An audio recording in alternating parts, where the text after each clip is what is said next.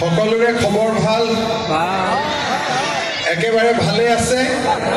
তেতিয়ালে মোৰ লগত একেলগে ক'ব ভাৰত মাতা কি ভাৰত মাতা কি বহুত বহুত ধন্যবাদ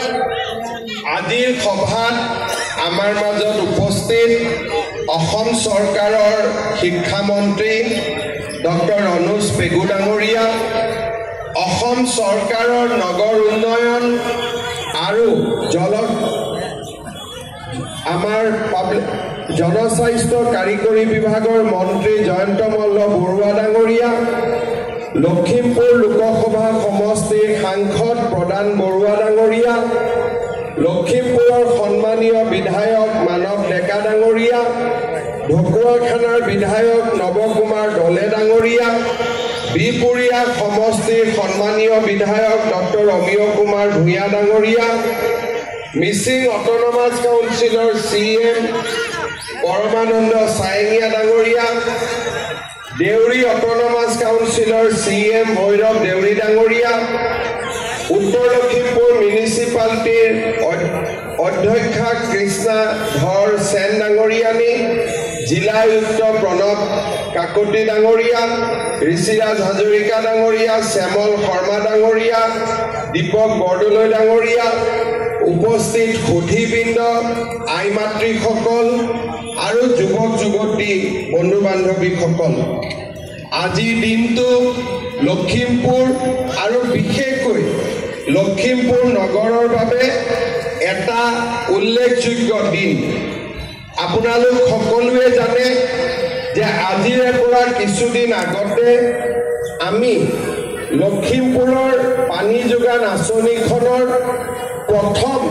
পৰ্যায় এটা আৰম্ভ কৰিছিলোঁ আৰু প্ৰথম পৰ্যায়ৰ কাম কাজ পূৰ্ণগতিত চলি আছে আৰু এই আঁচনিখনৰ জৰিয়তে আমি ইতিমধ্যে এই আঁচনিখনৰ জৰিয়তে 30% ইয়াৰ নিৰ্মাণৰ কাম সম্পূৰ্ণ কৰিবলৈ সক্ষম হৈছোঁ কিন্তু লখিমপুৰ নগৰৰ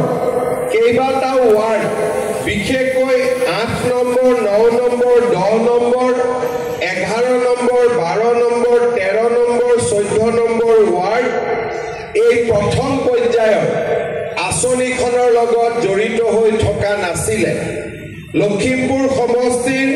সন্মানীয় বিধায়ক মানৱ ডেকা ডাঙৰীয়াৰ প্ৰচেষ্টা আজি আমি 64.99 কোটি টকাৰে এই আটাইকেইটা ৱাৰ্ডত পানী যোগান আঁচনি আমি আৰম্ভ কৰিছোঁ ভূমি পূজন কৰিছোঁ আৰু 2 বছৰৰ ভিতৰত এই আঁচনিখন আমি সম্পূৰ্ণ কৰিম শ্ৰদ্ধাৰ ৰাইজ এই আঁচনিখনত এটা বিশেষত্ব হ'ল যে এই আঁচনিখনৰ বাবে আমি ডিপ টিউবেলৰ পৰা পানী লোৱা নাই সোৱণশিৰি নদীক পানীৰ প্ৰাথমিক উৎস হিচাপে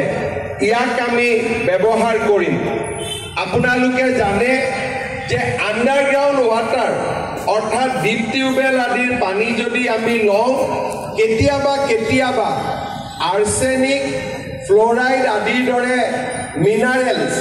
পানীত যোগ হয় আৰু ই মানুহৰ বাবে কেতিয়াবা ক্ষতিকাৰকো হৈ পৰে সেইকাৰণে চৰকাৰৰ সদায় প্ৰচেষ্টা থাকে যে যিকোনো পানী যোগান আঁচনি আমি যাতে নদী বা আমাৰ পানী যি বৈ থকা পানীৰ পৰা আমি তাক উৎস হিচাপে ল'ব পাৰোঁ বৈ থকা পানীক উৎস হিচাপে ল'লে এই আঁচনিখনত কেতিয়াও ফ্ল'ৰাইড বা আৰ্ছেনিক আহিব নোৱাৰে আৰু মানুহে বিশুদ্ধ খোৱা পানী পাব পাৰে সোৱণশিৰি নদীৰ পৰা পানী আনিবৰ বাবে আমি ৩৯৪০ মিটাৰ দীঘল পাইপলাইনেদি আমি পানী আনিম ইয়াতে ৮.৭০ মিলিয়ন লিটাৰ প্ৰতিদিন শোধন কৰিব পৰা আমি শোধনৰ বাবে প্ৰক্ৰিয়া আমি ইয়াতে স্থাপন কৰিম আৰু তাৰ লগে লগে ১২,৪৫০ মিটাৰ দীঘল পাইপ লাইনেৰে ৰাইজৰ ঘৰলৈ আমি পানী দিবলৈ চেষ্টা কৰিম।